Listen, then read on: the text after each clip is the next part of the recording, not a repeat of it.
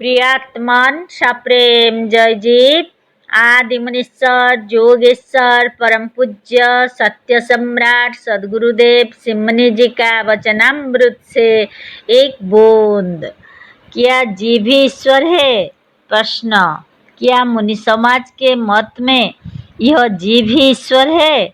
उत्तर। नहीं, मुनि समाज के मत में ईश्वर ही जीव है। प्रश्न। जीव ही ईश्वर है या ईश्वर ही जीव है, इसमें क्या भेद है? उत्तर। यदि हम कहते हैं कि जीव ही ईश्वर है तो आप अपने कल्पित ईश्वर से मिलाने लगते हैं। हनुमान को ईश्वर मानने वाले कहते हैं कि यदि जीव ही ईश्वर है तो जीव को पूंछ क्यों नहीं है? गणेश को ईश्वर मानने वाले कहते हैं कि यदि जीव ही ईश्वर है तो इसे सूंड क्यों नहीं है? विष्णु को ईश्वर मानने वाले कहते हैं कि यदि जीव ही ईश्वर है तो इसमें 4 हाथ क्यों नहीं है? शिव को ईश्वर मानने वाले कहते हैं कि यदि जीव ही ईश्वर है तो इसमें 5 मुख क्यों नहीं है? खुदा मियाँ को ईश्वर मानने वाले कहते हैं कि यदि जीव ही खुदा है तो इसे सोने की दाढ़ी क्यों नहीं है? यह आसमान का तखत छोड़कर, बहिष्ठ छोड़कर यहाँ जमीन पर क्यों है? ईश्वर को निराकार, सर्वव्यापक और सर्वज्ञ मानने वाले आज जो समाजी कहते हैं कि यदि जीव ही ईश्वर है तो यह साकार क्यों है, अल्पज्ञ क्यों है, एकदेशी क्यों है और अज्ञानी क्यों है?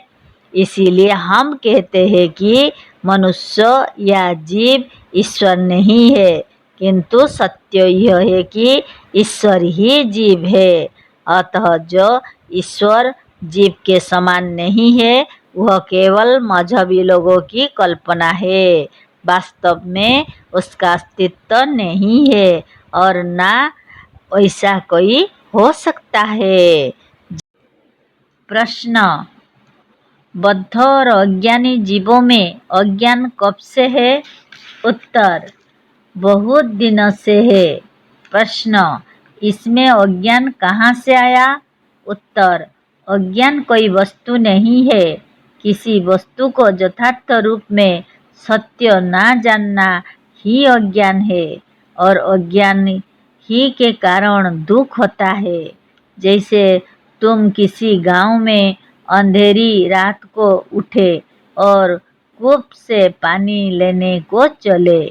रास्ते में पशु बांधने का एक खूंटा था, तुम्हें उसका ज्ञान नहीं था, इसीलिए ठक्कर लगा और पैर का अंगूठा फूट गया। कूप से जल निकालना रात को तुम यह ना जान सके कि इस जल में छोटे छोटे कीड़े हैं। इस अज्ञान के कारण तुम जल को पी गए और दुखी हुए। तुम कहीं जा रहे थे, तुम्हारा लक्ष्य स्थान तुम्हारे ना जानने के कारण छूट गया, तुम पथभ्रष्ट हो गए और इस अज्ञान के कारण दुख हुआ। तुमको मालूम नहीं था कि यह घोड़ा मनुष्यों को काटता है, तुम उसके पास चले गए, घोड़े ने काट लिया, तुम्हें दुख हुआ। यह सब दुख क्यों हुआ? अज्ञान के कारण। यह सब साधारण अज्ञान है, इसमें दुख भी बहुत ही साधारण होता है।